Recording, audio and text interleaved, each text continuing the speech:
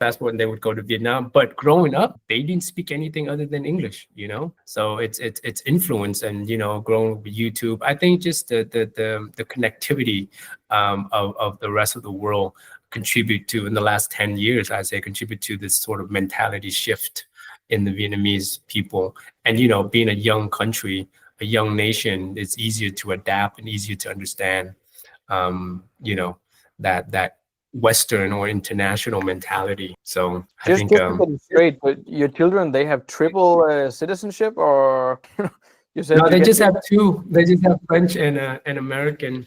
Yeah, they don't have Vietnamese. They just live here. So yeah. all right.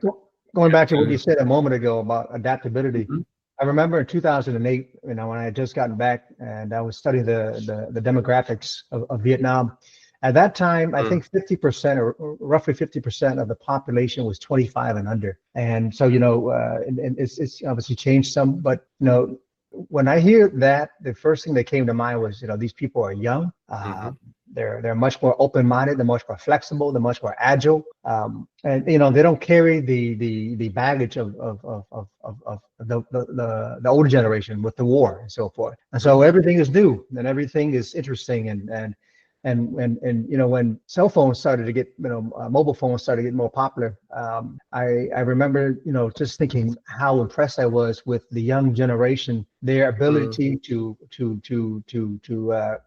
to learn, to access, to try different technologies. I think definitely that plays a lot of part in how the current generation is, and especially with social media and so forth. You know, just they're picking up Yeah. bits and pieces of best practices worldwide. Right.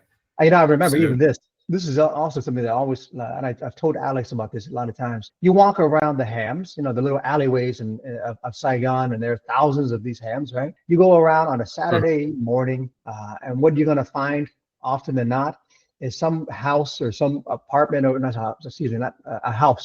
And usually you'll see 10, 15 kids kind of crammed in like sardines studying English on a Saturday Mm. morning. Mhm.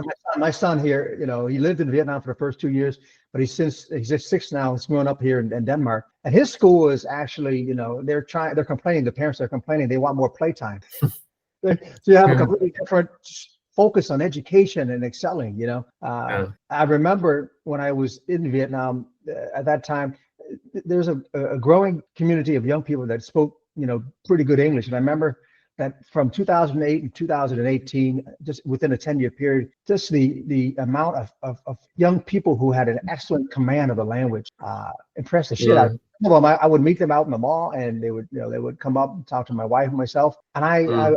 I didn't think they were local. You Yeah. know, they spoke, they sounded, their pronunciation was excellent. Yeah. And I Yeah. think you know, it just, you know, a lot can happen in within a 5 or 10 year period, and I think Yeah. Vietnam is a great example of globalization, of Yeah. people realizing that they want to participate in the global economy. Not just the parents saying, "Hey kids, you got to go learn English; it's important." Them themselves Mm. being open like a sponge, you know, to take in information and Right. take in different things around the Yeah. world. I've been very impressed by that. Yeah. Yeah. No, absolutely. And I think the Vietnamese, they have that, they have that in them. Yeah, absolutely. Talk So. to you know, help me because I know your background is in design. When you came back to Vietnam, what was the attitude about some of the design ideas that you brought back that you wanted to introduce to the market?